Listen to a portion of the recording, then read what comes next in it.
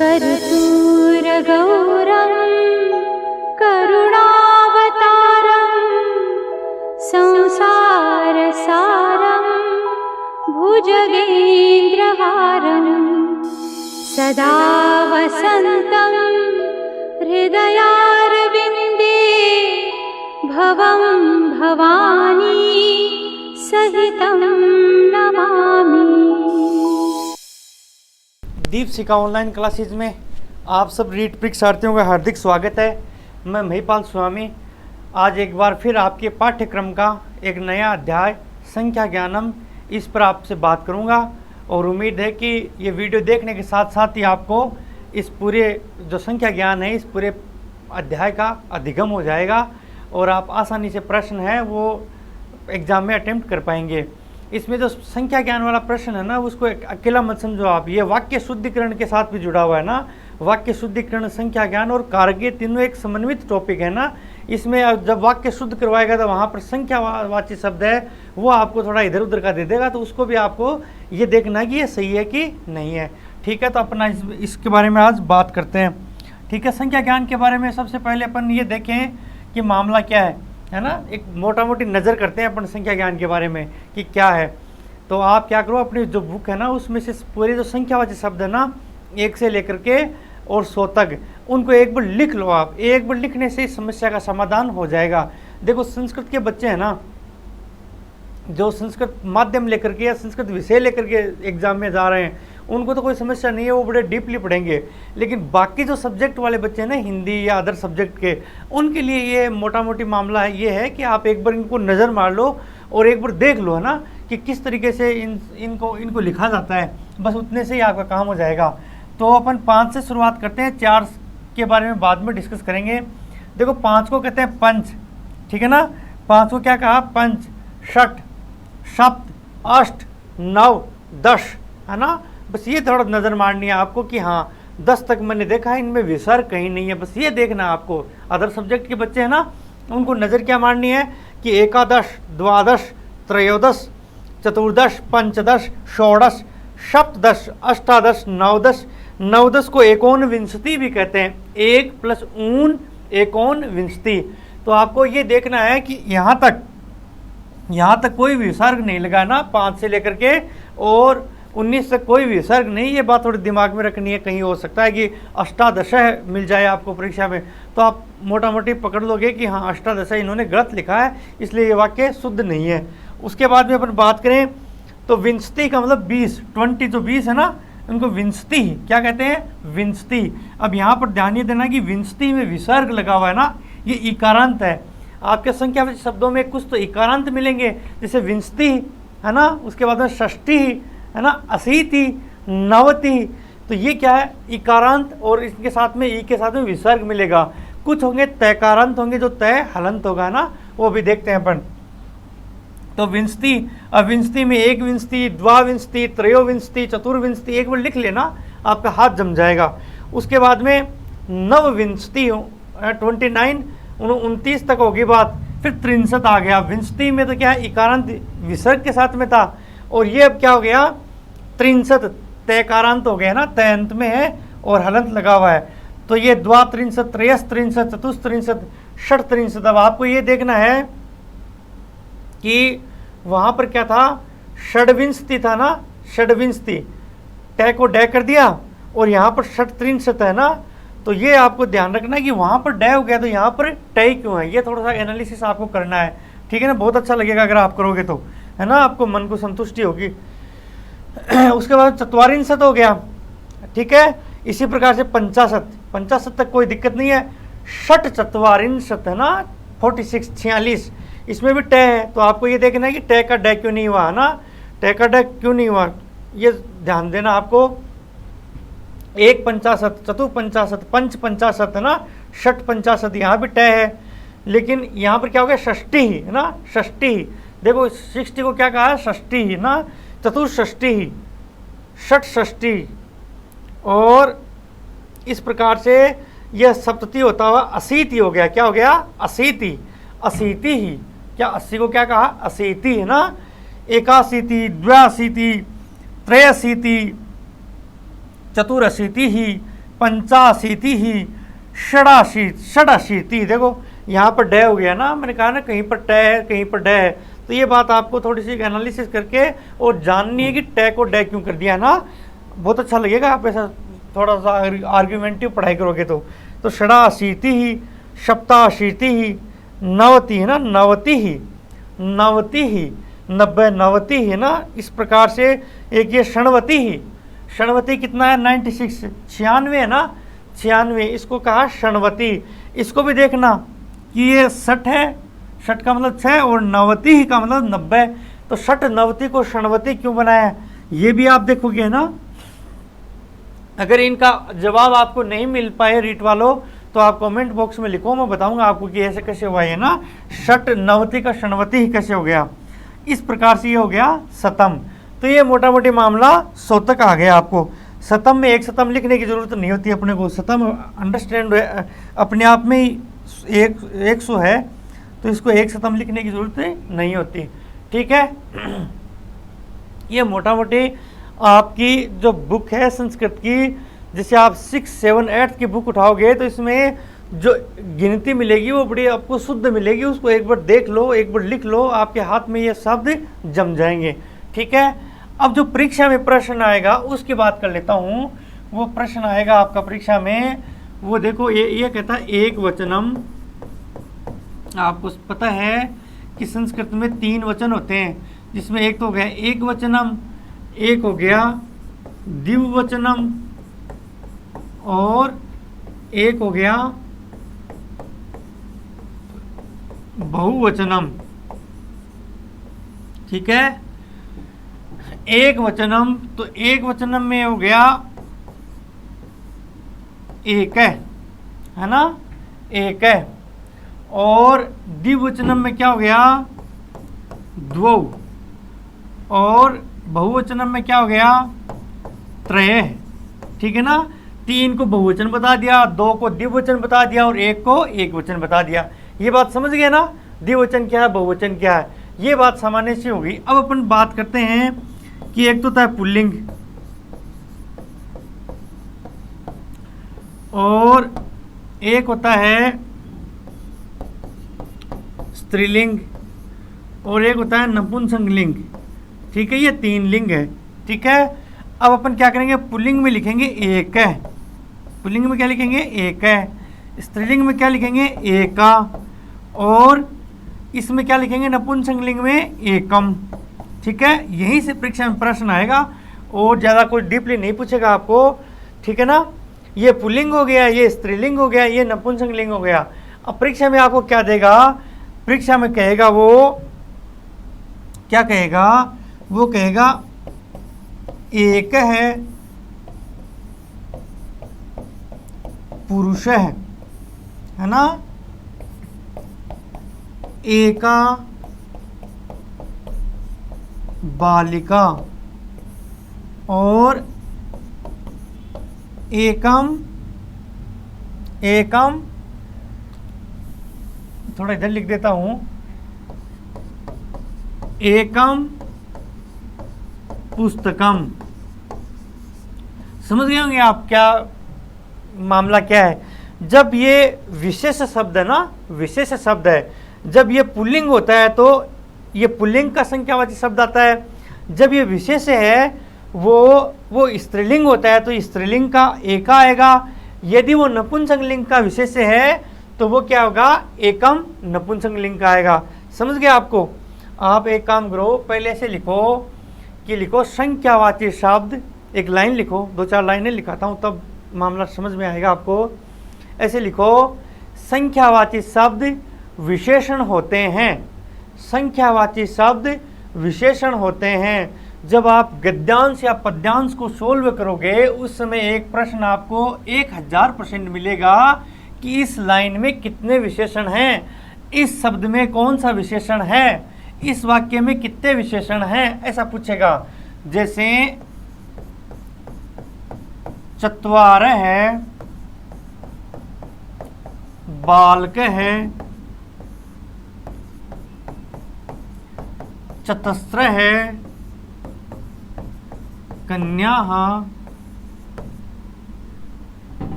चत्वारी फलानी च कक्षायाम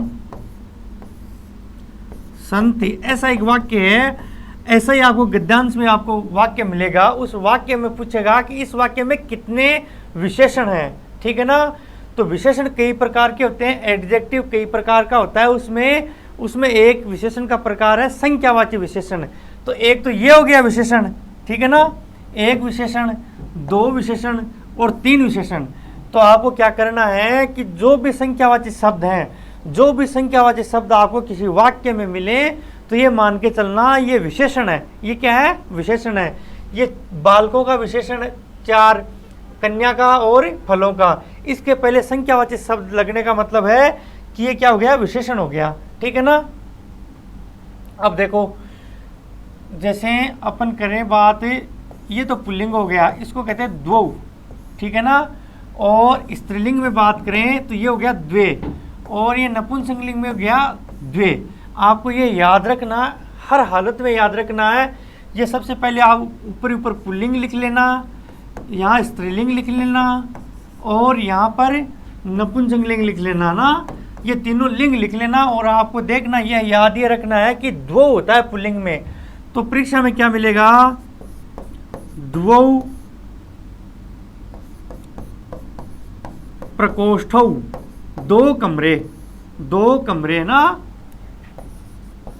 द्वे लते, दो लताएं। अब देखो लते कैसे आया, क्योंकि आप शब्द रूप पढ़ोगे तो लता, लते, लता, ये शब्द रूप बनता है। देखो मैं आपको बताऊं कि आप 3 शब्द रूप भी याद कर लोगे ना, सामान्य विषय लेकर के रीट की परीक्षा देने वाले बच्चों, तुम राम के शब्द रूप याद कर लोगे और फल के कर लोगे और लता के कर लोगे, है ना। 3 शब्द रूप भी अगर आपने याद कर लिए तो आपका 60% काम हो गया, है ना। कुछ किम शब्द के रूप 2-4 है, वो बहुत इजी है। जब शब्द रूप पढ़ाऊंगा तो बहुत इजीली याद हो जाएंगे सारे, ये कोई बहुत टिपिकल काम नहीं है। आप फिलहाल तो ये समझो कि ये एक वचन में लता थी, द्विवचन में लते थी। तो द्विवचन में लते होने के कारण मैंने द्वे लते लिख दिया ना। अब परीक्षा में वो जो आपको भ्रमित करेगा मामला वो ये होगा, वो परीक्षा में आपको ऐसे दे देगा, द्वौ लते, है ना, या फिर द्वौ बालिके।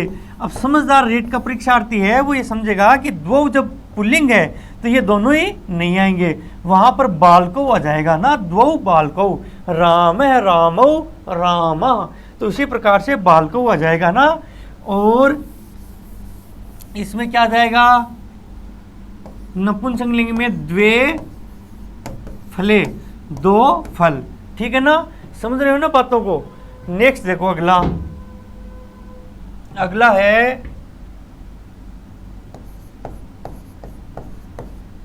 त्रय है छात्रा, है ना। और तीसरे है क्या? महिला। और त्रीणी फलानी। समझ रहे हो ना आप जो मैं लिख रहा हूं? बिल्कुल समझ तो रहे हो ना कि अगर पुल्लिंग है तो त्रय आएगा, अगर स्त्रीलिंग है तो तीसरा आएगा, और अगर शब्द नपुंसकलिंग है तो क्या आ जाएगा? त्रीणी फलानी, ठीक है ना। इसी प्रकार से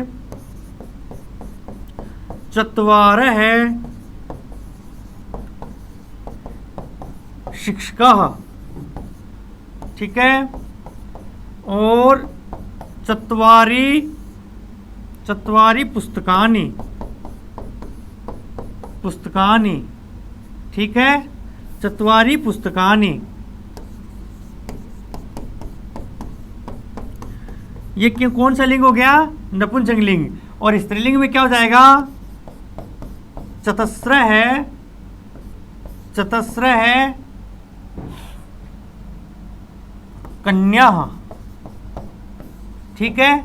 आप समझ रहे होंगे इनको एज इट इज़ उतार लो, इनको एज इट इज़ लिखो। जो मैंने लिखा इसका स्क्रीनशॉट लेकर के सुंदर से नोट्स बना लो। और यहाँ से समझ ये लेनी है अपने को, समझ ये लेनी है कि ये सारे के सारे शब्द होते हैं, ये क्या होते हैं, अपने लिंग के अनुसार होते हैं। अगर पुल्लिंग का विशेष है तो संख्यावाची शब्द विशेषण भी पुल्लिंग का ही आएगा। ठीक है। अब देखो आगे क्या लिखा आपने कि ये शब्द है संख्यावाची शब्द है, विशेषण होते हैं। अब लिखो 1 से 4 तक, दूसरी लाइन लिखो 1 से 4 तक एकतः चतुर्पर्यंतम, एकतः चतुर्पर्यंतम संख्यावाची पदाः, संख्यावाची शब्दाः, संख्यावाची शब्दाः त्रिषु लिंगेषु भवन्ति। तीनों लिंगों में होते हैं ना, या तीनों लिंगों में हैं, ये तीनों लिंगों में चलते हैं, पुल्लिंग, स्त्रीलिंग और नपुंसकलिंग, 1 से लेकर के 4 तक। ठीक है, ये बात लिख लिया आपने। उसके बाद में लिखो पंचात, पंचात का मतलब 5 से लेकर के और अष्टादश, 18 तक, 5 से लेकर के 18 तक शब्द हैं। 5 से लेकर के 18 तक की संख्या के शब्द नित्य बहुवचन में होते हैं, बहुवचन में होते हैं। और ये तीनों लिंगों में एक समान रहते हैं, तीनों लिंगों में एक समान रहते हैं। जैसे पंच फलानी, अब कोई फर्क नहीं पड़ा कि फलानी आया तो पंच का क्या होगा, पंच फलानी, और पंच छात्रा। ठीक है ना। इसी प्रकार से 10 आनना, दशानन है ना। उसके बाद में एकादश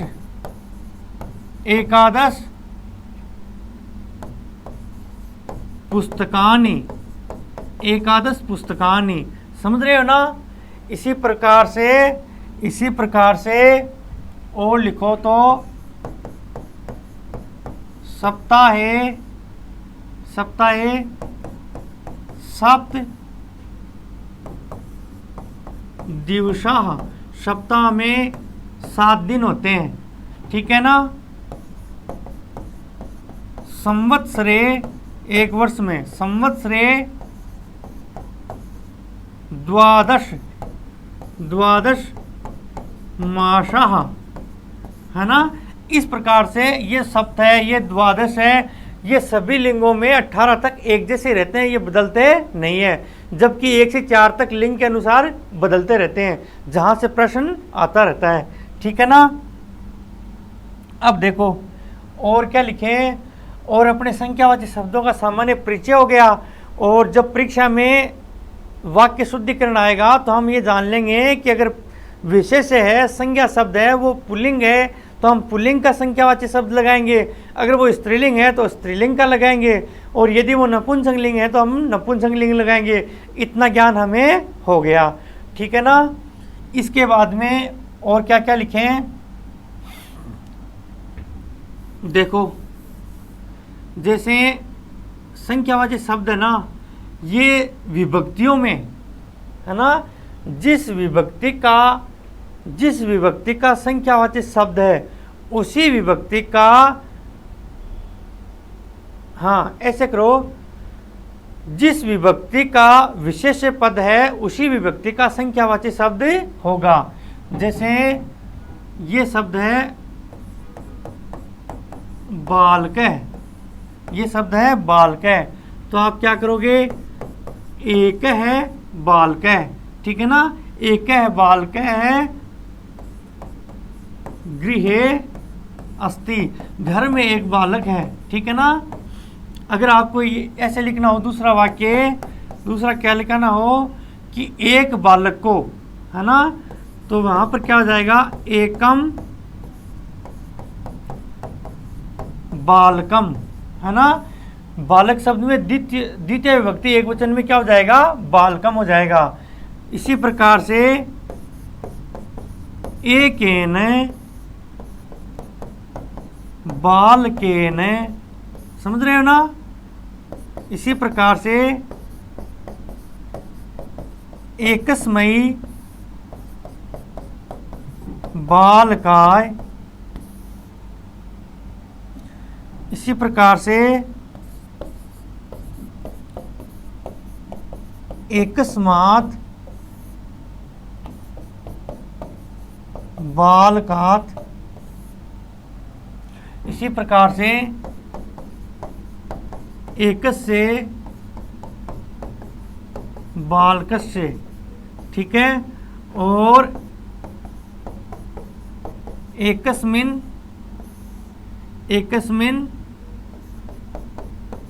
बालके, देखो ये है एक, संख्यावाचक शब्द क्या एक है, तो ये सातों विभक्तियों में चलते हैं। अब सातों विभक्तियों में बालक शब्द के तो एक वचन, द्विवचन, बहुवचन तीनों में चलते हैं, क्योंकि बालक एक भी हो सकता है, बालक दो भी हो सकते हैं, बालक बहुत सारे भी हो सकते हैं। लेकिन एक तो एक ही होता है, एक का द्विवचन कैसे बन सकता है, एक का बहुवचन भी नहीं बन सकता। तो ये प्रथमा विभक्ति एक वचन में चलते हैं सारे रूप। ये सारे रूप किस में चलेंगे, प्रथमा विभक्ति एक वचन में। अब परीक्षा की दृष्टि से क्या महत्वपूर्ण है, वो परीक्षा की दृष्टि से महत्वपूर्ण यह है कि ये जो विशेष शब्द है ना, ये जिस विभक्ति का हो उसी विभक्ति का ये आपका शब्द, संख्यावाची शब्द होना चाहिए, ठीक है ना। वहाँ पर वो बालकेन लिख देना तो वहाँ पर ये गलत हो जाता है। जैसे आपने लिख दिया एक है बालकेन है, ये एक है बालकेन गलत हो जाएगा। सही क्या होगा, एकेन बालकेन, ठीक है ना।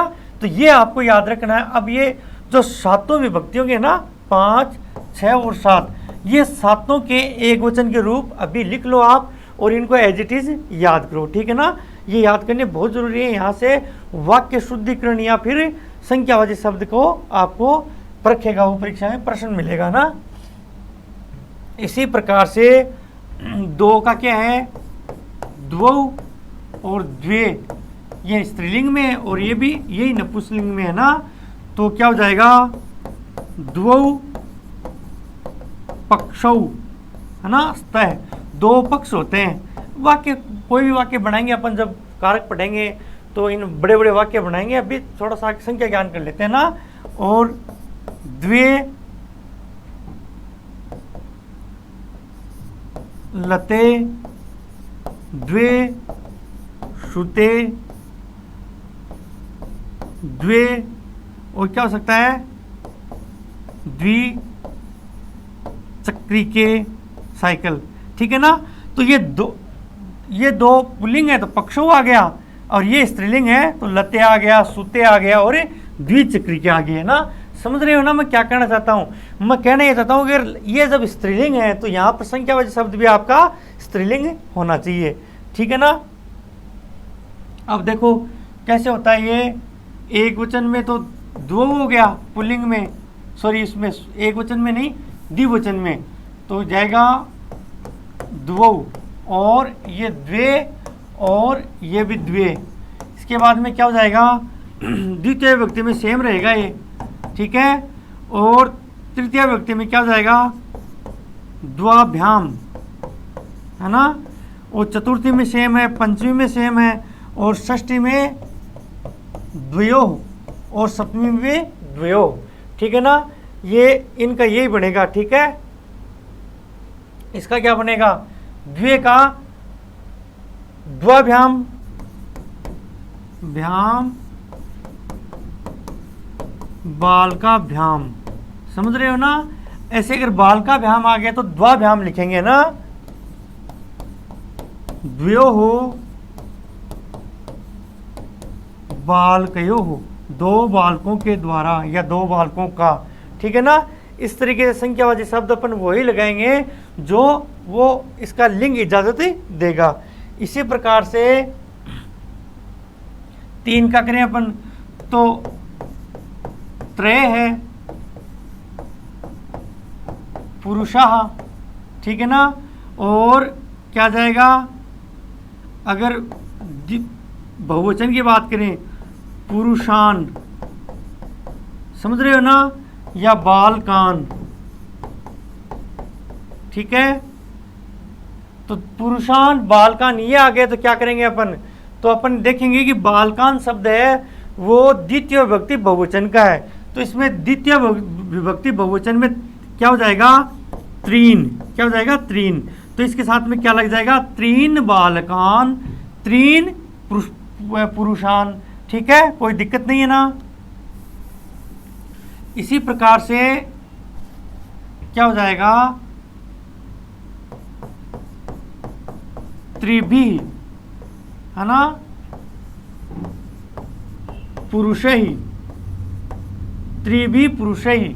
और अगर स्त्री है, स्त्रीलिंग शब्द है, तो क्या हो जाएगा, तीसरी भी ही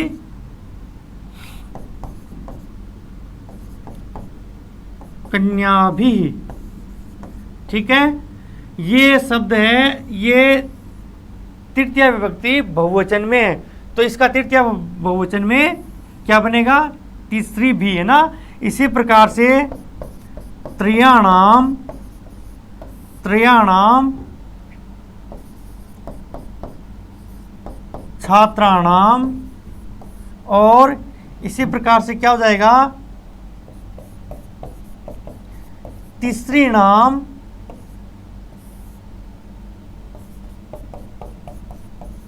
बालिका नाम। समझ रहे हो ना। अगर षष्ठी विभक्ति बहुवचन की बात करें तो पुल्लिंग है तो त्रयाणाम बालिका नाम, और अगर स्त्रीलिंग है तो तीसरी नाम बालिका नाम। ये याद रखना, त्रयाणाम तीसरी नाम, है ना। और त्रिषु प्रकोष्ठेषु, है ना। 3 1 से 4 तक क्या क्या रूप बनेंगे, एक है एका एकम, है ना, द्वौ द्वे द्वे, त्रय तीसरे त्रीणी, चत्वारे चतस्रः चत्वारी, ये याद हो जाएगा। उसके बाद में 5 से 18 तक नो चेंज बहुवचन में चलते हैं, वैसे के वैसे ही, कोई भी लिंग हो कोई भी वचन हो उसके सामने वैसे के वैसे लगा दो। ठीक है, उसके बाद में अपन ने ये देखा कि एक वचन जो है ना, एक की संख्या की सातों विभक्तियों में क्या रूप बनते हैं वो मैंने बता दिए। 2 के सातों विभक्तियों में क्या बनते हैं द्विवचन में, वो बता दिए। 3 के सातों विभक्तियों में क्या बनते हैं और वो किस तरीके से इन शब्दों के आगे लगते हैं, है ना। जैसे त्रिषु प्रकोष्ठेषु, तीनों कमरों में, और तीसरीषु कक्षासु, तीनों कक्षाओं में। कक्षा शब्द स्त्रीलिंग हो गया तो वहाँ तीसरीषु हो गया, और प्रकोष्ठ शब्द वो पुल्लिंग हो गया तो वो वहाँ पर क्या हो गया, त्रिषु हो गया ना। इस तरीके से अब आपको होमवर्क देता हूँ कि जो 4 की जो है संख्या उसके साथ बहुवचन में रूप चलेंगे, और बहुवचन में क्या बनेंगे, चारों के, ये सातों विभक्तियों में जो रूप बनेंगे ना 4 के, वो सातों के आगे आप लिंगानुसार आप खुद लगाएंगे, है ना। जैसे चतुर्नाम बालका नाम, है ना, चतुस्त्री नाम महिला नाम, है ना। इस तरीके से आप खुद से अभ्यास करेंगे तो यह बहुत अच्छा अभ्यास हो जाएगा। इसमें अगर कोई दिक्कत हो यहाँ तक तो आप कमेंट बॉक्स में ज़रूर बताएं, मैं आपको दोबारा इसको रिवाइज कराने का प्रयास करूँगा और आपको याद हो जाएगा। अगर थोड़ा सा अगर आपने नोट्स मेरे साथ साथ ढंग से बना लिया, मैंने जो लिखा है उसका नोट ढंग से बना लिया, तो मुझे नहीं लगता इसमें कोई बहुत बड़ी दिक्कत होने वाली है। ये इजीली आपसे हो जाएगा, समझ रहे हो। अब देखो अपने और कुछ देखते हैं इसमें क्या आ सकता है। एक है जैसे ये प्रथम है ना, प्रश्न इन्हीं से आएगा, प्रश्न बस ऊपर से आएगा, इतना डीपली नहीं आएगा रीट में, ऊपर से आएगा प्रश्न, लेकिन चीज़ें समझ में तो आनी चाहिए ना आपको पता तो होना चाहिए ना कि हाँ ऐसा है। वहाँ पर आ गया मान लो बालका नाम आ गया, तो वहाँ पर त्रयाणाम बालका नाम आएगा कि तीसरी नाम बालका नाम आएगा, वो ट्रम्प शब्द है ना, वो ध्यान में होने जरूरी है। एक तो प्रथमा है, एक हो गया प्रथमा, और एक हो गया प्रथमम, ठीक है ना। तो प्रथम है छात्र, पहला छात्र, और प्रथमा छात्रा, पहली छात्रा, और प्रथमम पुरस्कारम, प्रथमम पुरस्कारम, ठीक है, प्रथमम पुरस्कारम, प्रथमम पुरस्कारम, ठीक है, समझ रहे हो ना। छात्र है तो प्रथम है, प्रथमा प्रथमम, कोई दिक्कत नहीं है यहाँ पर आपको, है ना। आगे देखो, द्वितीया कन्या, ठीक है ना, दूसरी लड़की, द्वितीया कन्या। अब यहाँ पर द्विवचन नहीं आएगा, यहाँ पर द्विवचन नहीं आएगा, वो कह रहा है कि दूसरी कन्या, कन्या तो एक ही है लेकिन वो दूसरी है, पहली नहीं है ना, तो यहाँ पर द्विवचन के चक्कर में मत फंस जाना आप। द्वितीया कन्या,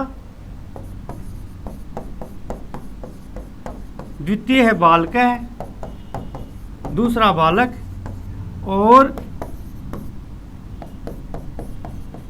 द्वितीय है द्वितीयम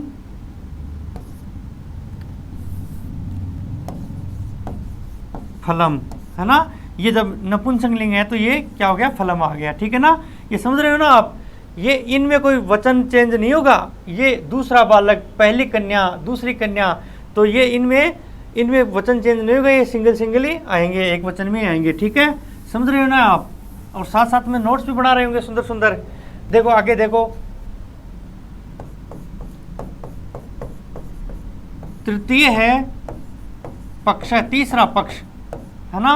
तो पक्ष मैं समझाना ये चाहता हूं कि अगर पक्ष आ गया तो वहां पर आप तृतीय लिखोगे ना, और अगर वहां पर वाक्य में एक बड़ा सा वाक्य आएगा, जैसे क्या आएगा, राम है तिथौ ग्रामम गमिष्यति, राम उस तिथि को गांव जाएगा, है ना। किस तिथि को गांव जाएगा, तो अपन तृतीय की बात कर रहे हैं, है ना। तो तृतीया तिथौ, है ना, तृतीया तिथौ, वहां पर गलत क्या हो जाएगा, अगर आपने ये कर दिया ना तृतीय है तिथौ, तो वहां पर गलत हो जाएगा, क्योंकि तिथि शब्द है ना, तिथि शब्द है वो स्त्रीलिंग है, तो यहाँ पर क्या आ जाएगा, तृतीय आएगा, ये नहीं आएगा। इतनी सी बात समझने का प्रयास कर रहा हूँ मैं, ये इतनी सी बात समझाने की कोशिश कर रहा हूँ कि अगर तिथि है तो वहाँ पर तृतीया कर देना, है ना। और देखो का स्क्रीनशॉट ले लो या लिख लो, ठीक है ना। और क्या है, जैसे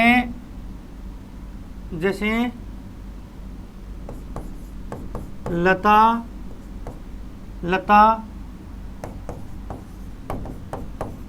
कक्षायाम पठति, लता कक्षायाम पठति, तो कौन सी, पंचमी, है ना, ऐसे करना आपको, ये इंपॉर्टेंट है। वहां पर अगर आपने ये कर दिया ना लता पंचम कक्षायाम, तो वो बहुत ज्यादा गलत हो जाएगा अपना। तो अगर कक्षा है, कक्षा शब्द है ना, कक्षा स्त्रीलिंग, तो वहां पर क्या हो जाएगा, पंचमी, ठीक है ना। अहम दसवीं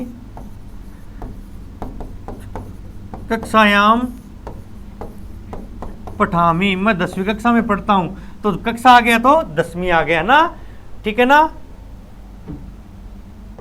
राम है, ऐसे लिखो, कक्षायाम एकादश छात्राः सन्ति, कक्षा में 11 छात्र हैं। सिंपल सी बात है, यहाँ पर कोई विसर्ग वगैरह कुछ नहीं आएगा, एकादश छात्रा सन्ति, ये बात हम जानते हैं। लेकिन अगर ये आ जाए ना, राम है कक्षायाम एकादश है छात्र सन्ति, है ना, ये एकादश है। तो इस एकादश में और इस एकादश दशा में क्या अंतर है, इसका मतलब कक्षा में 11 छात्र हैं, और इसका मतलब है राम क्लास में 11वां छात्र है ना, 11वां। ये वहां लगाने के लिए आप क्या करो, इसमें सिर्फ और सिर्फ विसर्ग लगा दो ना, ऐसे ही आप क्या कर दोगे, द्वादश है, तो द्वादश का मतलब हो जाएगा 12वां। त्रयोदश है, त्रयोदश का मतलब हो जाएगा 13वां, है ना। चतुर्दश है, तो विसर्ग लगाते इसका मतलब वहां हो जाएगा 11वां, 12वां, 15वां, 16वां, 17वां, 18वां ना। इस तरीके से आप ये विसर्ग को और सामान्य इसको भी देख सकते हैं, और ये थोड़ी सी पहचान हो सकती है कि इसका क्या मतलब है ना। ये सब आपको ये चीज़ें काम में आएंगी जब आप गद्यांश पढ़ेंगे ना, गद्यांश। वहाँ पर उसका एनालिसिस करके उन प्रश्नों का जवाब देंगे, तो वहाँ पर ये चीज़ें बहुत काम आएंगी। जब भी आपको एकादशय मिलेगा तो आप समझ जाएंगे अच्छा ये 11वें की बात कर रहा है ना, और जब आपको एकादश मिलेगा तो आप समझ जाएंगे कि ये 11 है और ये 11वां है ना। ये चीज़ें वहाँ पर काम आएंगी, इसलिए थोड़ा थोड़ा नॉलेज इनका रखो। और आगे अपन क्या बात करें, अपन ने बात कर ली कि 1 से 100 तक की गिनती होती है, खत्म होता है 100। इसके बाद में और क्या बचा है, अगर 101 की बात कर ले वो ना, तो क्या कहोगे, एकाधिकम शतम, कोई दिक्कत नहीं है, एकाधिकम शतम। और 2 अधिक तो द्व्यधिकम, द्व्यधिकम शतम, ठीक है ना। सुंदर सुंदर राइटिंग में द्व्यधिकम, आपको पता है ना, द्वे है यण संधि से द्व्यधिकम हो गया ना। इस तरीके से द्व्यधिकम, त्रिअधिकम, चतुरधिकम, पंचअधिकम, षटअधिकम, इस तरीके से कर सकते हो ना। शतम, द्विशतम, त्रिशतम, चतुर्शतम, पंचशतम, षटशतम, सप्तशतम, अष्टशतम, है ना, 900। और 1000 को क्या कहेंगे अपन, 1000 को कहेंगे सहस्त्रम, है ना, सहस्त्रम। 1000 को सहस्त्रम कह देंगे। और क्या, 10,000 को क्या कहेंगे, अयुतम। और लाख को लक्षम। और आप कहते हैं ना वो कोटि कोटि प्रणाम, तो उस कोटि को कहते हैं करोड़। कोटि, जो कोटि कोटि प्रणाम करते हो ना बार बार आप व्हाट्सएप पर, वो कोटि शब्द का मतलब है करोड़, है ना। तो करोड़, ये सब आपके काम की चीज़ नहीं है। आप तो रीट वालों के शोतक के मामला आएगा, उसमें क्या आएगा कि संख्यावाची शब्द लिंग अनुसार आपको पहचान होनी चाहिए, विभक्ति के अनुसार पहचान होनी चाहिए, और किसके अनुसार होनी चाहिए, और उसके जैसे शब्द के लिंग के अनुसार। अगर प्रथमा द्वितीय स्त्रीलिंग के शब्द हैं तो आगे वाले भी स्त्रीलिंग के शब्द होने चाहिए। ये याद होना चाहिए। आप ऐसे नहीं कह दो कहीं कि मैं सप्तम कक्षायाम पठामी, सप्तम नहीं आएगा, सप्तमी कक्षायाम पठामी, है ना। जैसे सुंदर बालिका नहीं होता, सुंदरी बालिका, है ना। इस तरीके की इन चीज़ों का आप ध्यान रखो। और मेरे हिसाब से कुछ बचा नहीं है, सारी चीज़ें लगभग संख्यावाची शब्दों में होगी। मैंने जल्दी जल्दी पढ़ा दिया, इतना कोई जटिल मैटर नहीं है। मैं चाहता हूँ कि ये चीज़ें आपको समझ में नहीं है तो एक कमेंट जरूर कर देना मुझे, मैं इस पूरी बात को दोबारा से आपको पढ़ा दूंगा और समझ में आ जाएगी।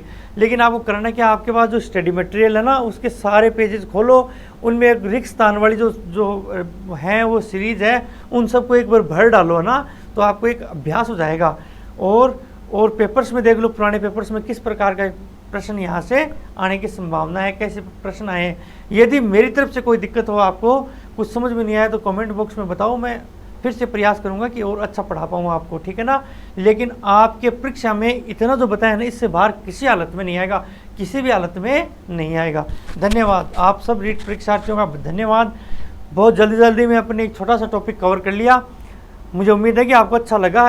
यदि अच्छा लगा तो लाइक करें, अपने दोस्तों में शेयर करें, सब्सक्राइब करें और बेल आइकन का बटन दबा दें, ताकि आपका भी कल्याण, हमारा भी कल्याण।